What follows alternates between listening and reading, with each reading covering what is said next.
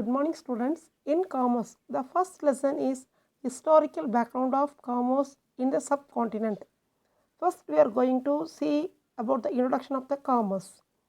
Commerce has been in practice since time immemorial. Commerce is a part and parcel of a human life, whether the man is king or a common man. So, the economic activity is called commerce. மாணவர்களே, நம்ம வணிகவியல் பற்றி பார்க்க இருக்கின்றோம். வாணியம் என்பது அனைத்து வகையான மக்களுக்கும் பொதுவான ஒன்றாகும். அது அரசனாக இருந்தாலும் சரி, ஒரு சாதாரண மனிதனாக இருந்தாலும் வாணிபம் என்பது மிக ஒரு அத்தியாவசியமான ஒன்றாகும். வாணியம் என்பது முதலாக தோன்றியது சிந்து வெளி நாகரிகத்தில் தோன்றியது. அங்கே தான் முதல்ல வாணியம்ங்கிற பேர் யூஸ் பண்ணாங்க. ட்ரேட், இங்கிலீஷில் அதுக்கு ட்ரேடுன்னு பேர். ட்ரேடுனாலும் வாணிபம்னாலும் ஒன்று தான். The word வாணிகம் or வாணிபம் would have had a Dravidian origin. The early Tamils produced their products and goods in their lands and bartered their surplus, and that is slow trade came into existence. The word வாணியம் has been widely used in Sangam literature like Purananuru and Thirukkural. The Tamil Brahmi inscription from Alagarmalai, Pugalur illustrate the fact that trade in gold, oil, cloth, etc. was conducting during the age. எனவே சொன்ன மாதிரி வாணிபம் என்பது முதலாக சிந்து வெளி நாகரிகத்தில் உபயோகப்படுத்தப்பட்டது. வாணிகம்னாலும் வியாபாரம்னாலும் ஒன்று தான். இப்போ வாணிகம்ங்கிறது யூஸ் பண்ணது புறநானூறு, திருக்குறள் போன்ற பகுதிகளில் சொல்லப்பட்டிருக்கிறது. அது இல்லாமல் அழகர்மலை, புகழூர் கல்வெட்டுகள் பழங்காலத்தில் மக்கள் தங்கம், எண்ணெய் போன்ற பொருட்களில் வியாபாரம் செய்தார்கள். தங்களுடைய எக்ஸ்ட்ரா இருக்கிற பொருள்களை, உபரியாக இருக்கிற பொருள்களை பண்டமாற்று முறையில் பயன்படுத்தினார்கள் என்று கூறப்படுகிறது.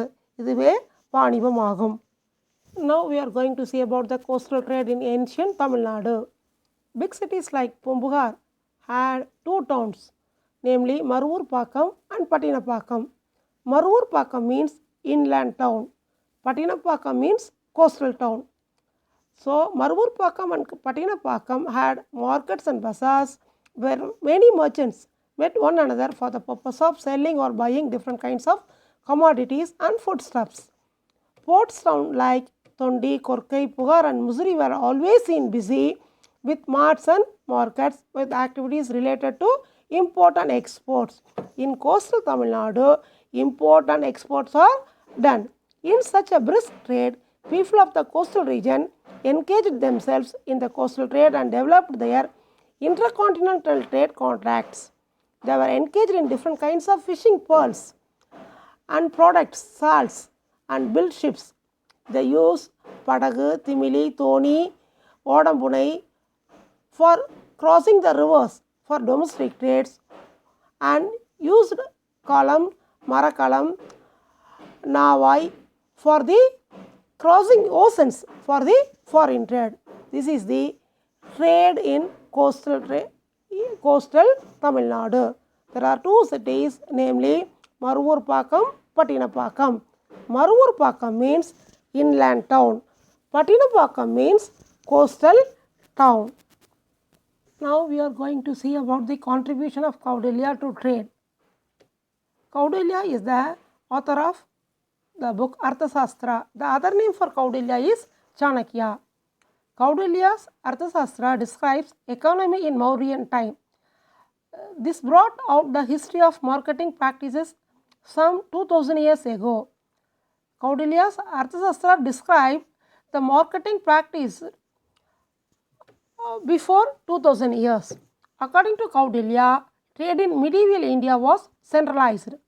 Since the commodities produced could not be sold in the location of production, the state designated certain places for selling the commodities.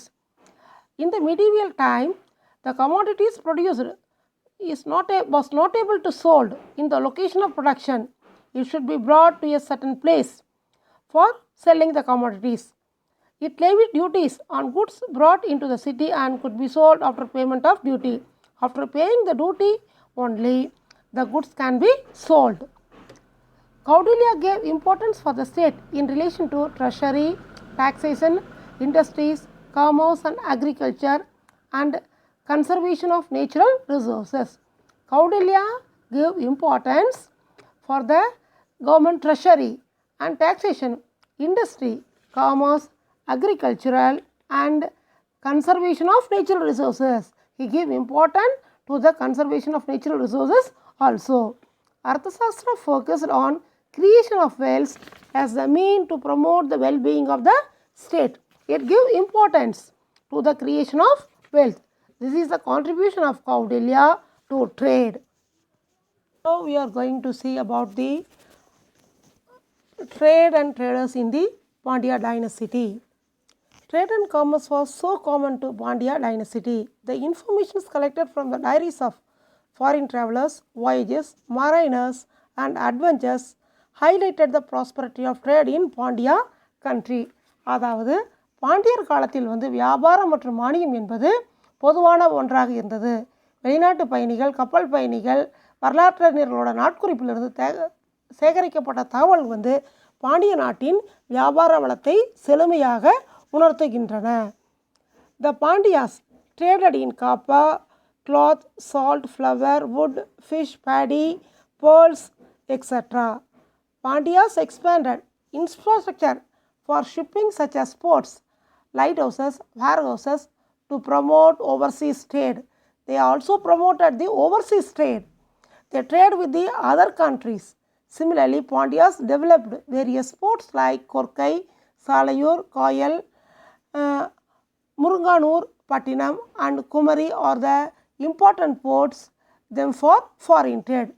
பாண்டியர்கள் உள்நாட்டு வணிகம் இல்லாமல் வெளிநாட்டு வணிகத்தையும் ஊக்கப்படுத்தினார்கள். அதற்காக அவர்கள் புதிய துறைமுகங்களை ஏற்படுத்தினார்கள்.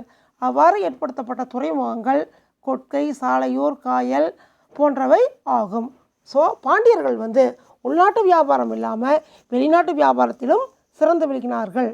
So trade and commerce was developed in the Pandya dynasty. The important ports developed in Pandya kingdom is Korkai, Salayur, Koyal, Muruganur, Pattinam, Kumari, etc. In Pandya dynasty, the trade and commerce was common. The place where the goods were sold was called Angadi. So, Angadi is the place where goods are bought and sold. The day market was called Nalangadi, while the night market was called Allangadi. So, there is a question, namely, what is Angadi and what is Nalangadi and Allangadi? Angadi is nothing but a place where goods were sold is called Angadi.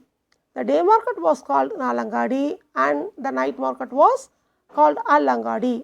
According to Saint White Ilango in Selapadigaram and Madurai Kanchi, he described Madurai as a sleepless city. Due to round the clock, the business activities are carried on.